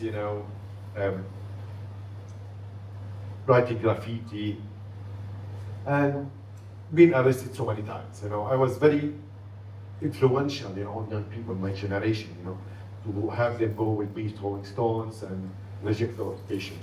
And early 90s, I started to realize that there is a big gap. There is something missing in this Palestinian struggle. There are so many young people who are ready to throw stones. They're willing to throw stones, get involved in violence whatsoever. Then also I realized that there's a great deal of ignorance among the internationals about the situation in Palestine. People think that Palestinians are angry people. They just want to kill the Jews. They always violent, shouting. And I said, this is not right. It's not right. Then I realized that I could really do something in this regard, to raise the awareness and educate the world more about the reality of the Palestinians. Why the Palestinians are like that? What's happening to them? So maybe these people can understand more the situation of the Palestinians, because we are always the one to be blamed.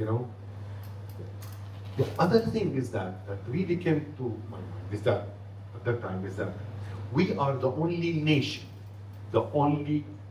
that is under occupation that is asked to protect its occupier. See, like the world is asking the person, why are you doing this to the Israelis? Why you hate the Israelis? You should not. I say, what? You want me to love them? So the world is expecting us to protect our oppressors. That's this very twisted logic. And Israel, the occupier, it's the only occupation on earth. It's the only that is asking the world to protect it from its occupied people. You see, you understand? So I realized that there is something really missing here. Why the world is asking us to protect our oppressors? Why Israel is asking the world, like now, they say self-defense, we are killing the children because to protect ourselves. We are protecting, we are defending ourselves. Can you imagine? And the world is believing this lie, that Israel is killing the children because we carry our children and put them under the bombs like that, our babies, just like that. People cannot think beyond these words. So I thought I can be part of that. I can really work on explaining what's happening. There's a diplomatic struggle, there is an army struggle, there is political struggle, there is economical struggle, there is social struggle, there is cultural struggle. Struggle does not have do not have only one face. It has to have more than one face. And I found myself capable of delivering this message, to try to educate the world. Okay, I want to be humble here, not the world, like as many as I can about the situation in Palestine, and let the people use their mind, rather be brainwashed by the media, which is really most of the time very biased with the Israelis, and we all know that the media is controlled by imperialism and the colonialism, and we all know that. It's really very strange, especially when the media say that, oh, why you are attacking Israel, as we were the ones occupying Israel, as we were, like outsiders came and occupying a state that was really living in prosperity and freedom, and as if we were like living in heaven, and then all of a sudden the Palestinian resistance decided to change this heaven into hell, No, we were living in hell for 77 years, we were living under the Israeli brutality for 78 years. This is the message that I wanted to deliver. Now, I started not to really support the violence. Not me, myself, People can really, they have the right to choose the way of struggling. But I didn't see myself as someone who could really practice violence, because if I continue to believe in that, maybe I will hurt some innocent people, and I don't want to be part of that, because I've seen enough tragedies, in my life, seeing families going through tragedies and disasters, losing their children, in a way or another. Now, the other thing is that I believe that I'm more needed alive than a dead murder, I don't want to be a murderer, dead with poster, no.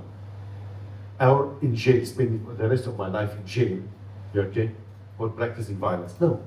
I think it's important to stay alive and to continue the message and to work on this domain, rather than really spending the life in jail or under the ground. Now, this is where I saw myself, and I thought, what would be the best? The other thing is that I started to feel that the political party that I was belonging to was an opportunist one, that it did not fulfill my aspiration, my dreams. I was born with, as they say in English, with fire in my stomach, like hyperactive person, like, passionate, always like, in the front, fighting. And I did not want someone like a bureaucrat in my political party to tell me, Adli, you need discipline, you need to do this, you did that. I felt that the party is guiding me, it's not allowing me to work for full potential that I've got. Then I said, I quit. And I said, no, I'm not gonna. Then I joined the Palestinian Communist Labour Party. I was with the radical left Marxist organization. Then the Communist Party for 6 months, then I quit. I said, I don't want to be part of any party. And then when I started working more on young people, educating young people and telling them about the importance of continuing to talk about Palestine and fighting for Palestine, not necessarily through violent means, I was totally against young people going to commit suicide, at checkpoints, exploding themselves in buses, or going with a knife, or like throwing a Molotov cocktail at an army and they got shot. I remember the last time I was summoned by the Israeli intelligence was in 1999, 2000. They summoned me for questioning. I went there, I was like, Sadly, what are you doing? I said, well, I'm doing it. I'm running this organization, we do international volunteering, and we educate the world about you, about your occupation, what you do. He said, so, what do you mean by that? But I know that you are not, you practice any violence. I said, well, you can see our website and decide, you are an occupier and you should really live. And then he said, what do you do with young people? I said, listen, I tell you what I do with young people. Any young person who go and explode himself in a bus, a kamikaze or whatever, call it, if they stop by my organization, I will convince him not to do that. And he looked at me and said, really, are you serious? I said, yes. He said, oh, so we are working on the same side. I said, no, I'm not working on the same side with you. I'm working on my side because I don't want to see our young people committing suicide in vain. This person is more important alive than dead. And he could really hurt you more, okay, if he's alive and educated and do more things in a different way. He's not of any use if he's dead. Even if they become whatever people call murder, whatever. I think every drop of blood that we lose is very precious and it's irreplaceable. And I don't like to see our young people dying like that. And he was like, oh my God, really, Adli? It's the first time I hear something like that. I said, well, I'm not scared of you, but I'm telling you the truth. You asked me and I'm telling you. My organization is what I'm doing. I like to see the Palestinian young people, they deserve life, and we love life. It's not, they are not brainwashed, but because of your practices, or your pressure on young people, it makes them very desperate, that they go and explode themselves in buses and commit suicide in a way or another, okay, because they feel that, and they become very easy prey for radical thoughts and ideologists to be recruited and to be done. It's the same as ISIS, for instance, with no comparison whatsoever. Once you are very desperate, no work, no future, no life, no education, very poor, and brutality by the occupation, restriction of movement, you can't go anywhere, and you see all the world, moving and progressing and developing while you are standing as a young person, I say, of course you will be very desperate and will be very easy victim by anybody to tell you go and explode yourself in a bus. And I don't like to see that. I don't like to see that. That's really one of the motives that I have. And then later on, with all these young people that we managed to have them take part in youth exchanges and work camps and voluntary service abroad, conferences, seminars, whatever you call it, I believe that if I manage to change 2 or 3 people every year, imagine, I'm very humble in that, 2 or 3 people to change, to transform, to help them transform and be productive community leaders, leading initiatives, creating initiatives for their community, for their neighborhoods, for their country, I'd be very happy and very satisfied. Also, one more thing, this kind of work is bringing to me great happiness. That I am, not me, my organization, with my teams, we managed to make a difference in some people's lives, positive difference. Like they feel that their experience with our organization has changed their life significantly in the positive direction. And this is something really I love to do. I don't need money in my life. I don't want to work anymore for any organization so I can survive. I don't have any financial commitments whatsoever, except I was stolen last night in the airport.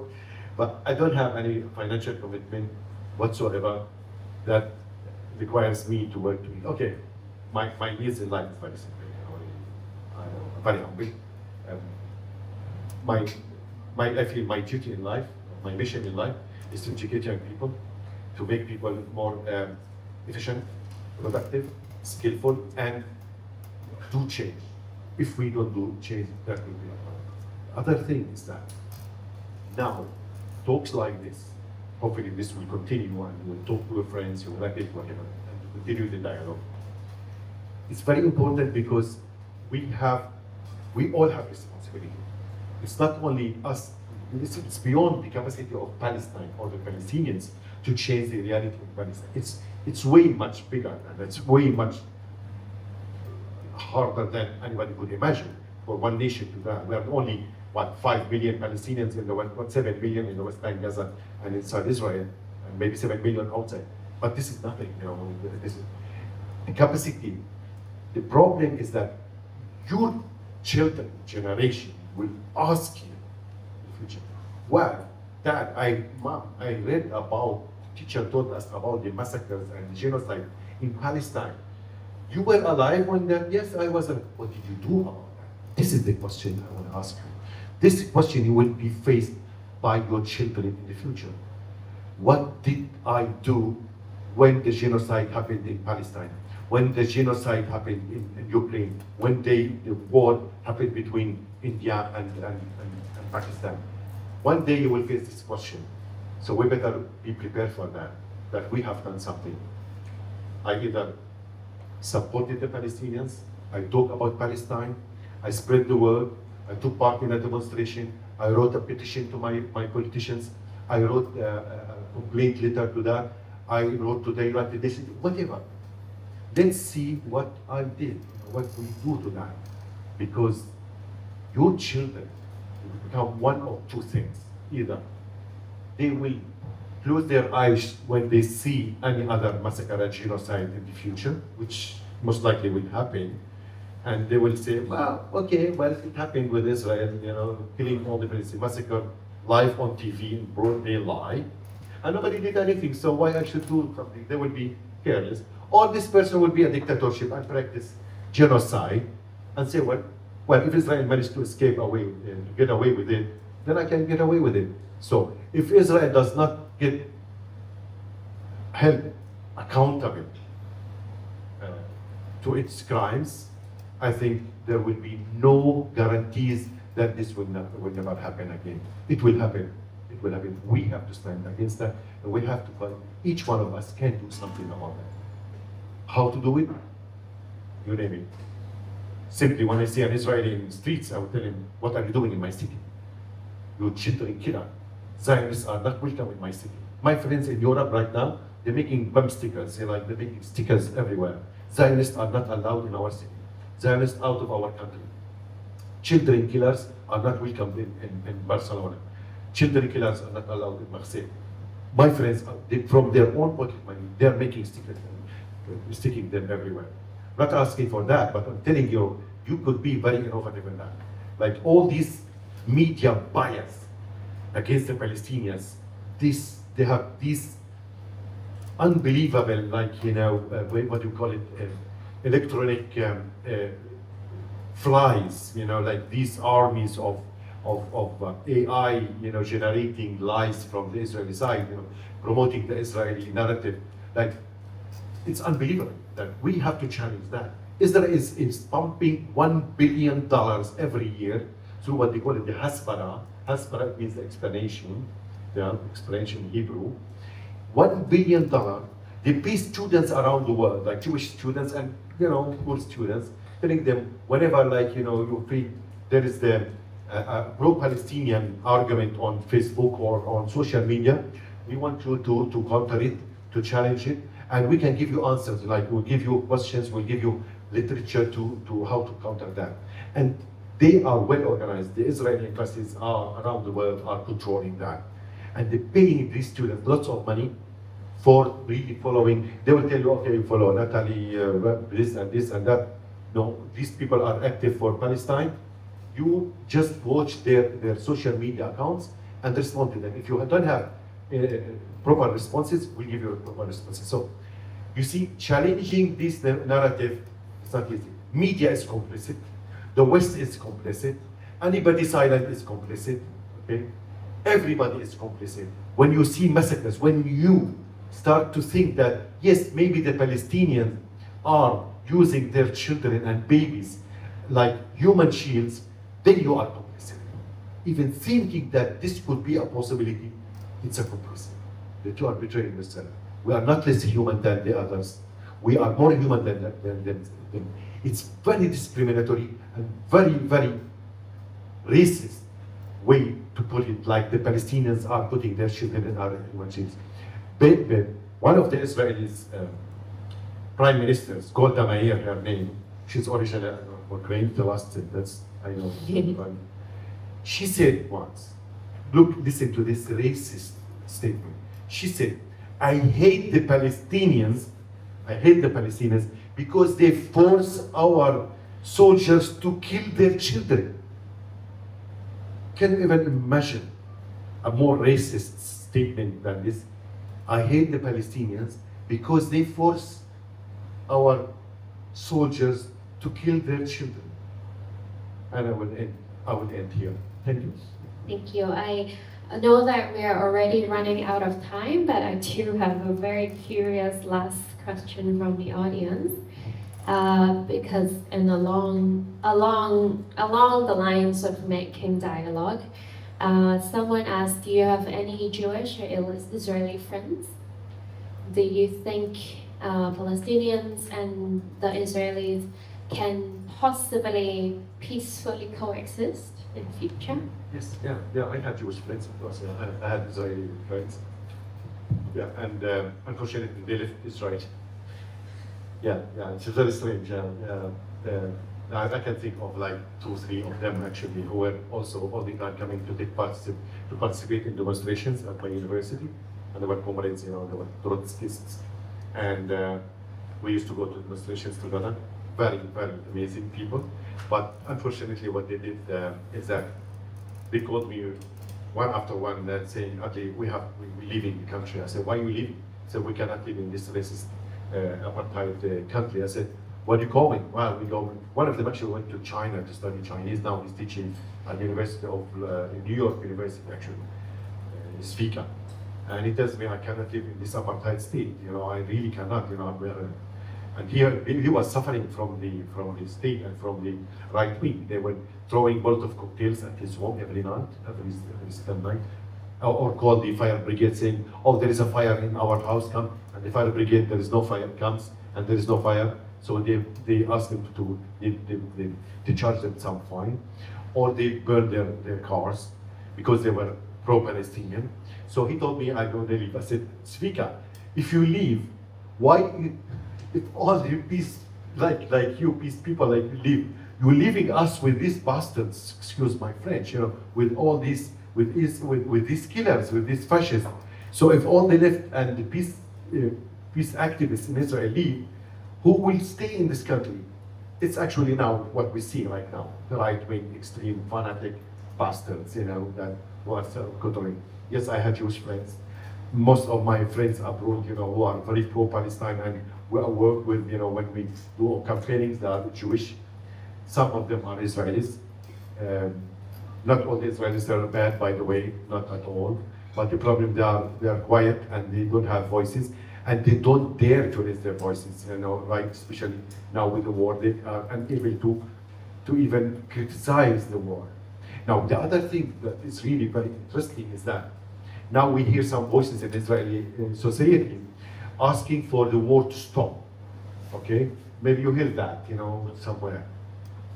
Well, I've got news to tell you. Like these people, 90% of these voices, they are with stopping the genocide temporarily until they get the Israeli prisoners out.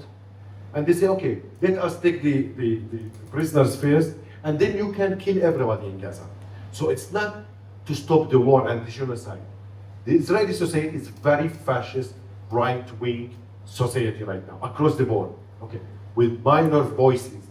These voices that stand up and say, "Stop the genocide and the apartheid, the ethnic cleansing, because this is wrong, and because this is what we have to do," they are very minor and they cannot speak up. Only recently, let's say recently, perhaps, there has been some voices, sincere and serious voices, asking to stop the genocide and to start a peace process and to have a Palestinian state. I have hope that one day, yes, there will be a Palestinian state. This is why I didn't lose hope. There are Israelis who are sincere about it, but now these voices are very quiet. They are under the ground. They cannot really speak up because they are also suffering from the Israeli state, from the Israeli government, the current Israeli government. So let's put it like that. There is hope. There is hope. A Palestinian state will be, yes, a Palestinian. If you ask me about my opinion, what kind of state I would like to see, I would like to see one state. One state for both countries, for both nations. The one state solution, I think the only solution that could persist, could sustain and be forever. Why is that? Because the land is very small. We know each other more than anybody else. You cannot divide resources and the land, it's too small already. And besides, if it is a democratic, open-minded, equal, and guarantees equity and equality, I don't mind. On the contrary, I would go for this solution. Two states would mean that there will be borders. This country between the river and the sea cannot be two countries. It has to be one state for all. One man, one vote in a special arrangement could really lead to a Palestinian-Israeli state that really live in peace and prosperity. But I don't think that Israel is serious about to be with the Palestinian, Palestinians, any type of sovereignty or any type of self-determination and freedom. Thank you so much, Adli. That's all of our time, but thank you so much for explaining to us the situation. And thank you for your vision for peace and what you're doing to mobilize young people. I'm sure that all of us have been inspired, and I'm sure there are more questions that you would like to ask. So I think we're free to stay to talk more, and I'll just give the time back to you. I'm so sorry, but then thank you. 啱啱嘅分享係咪好精彩呢？如果你都有興趣嘅話，歡迎 click 入下面嘅網址，了解更多關於國際工作人嘅資訊。仲有，如果你中意我哋嘅內容，記得 CLS 同埋訂閱我哋嘅 channel 啦。多謝你嘅支持，下次見。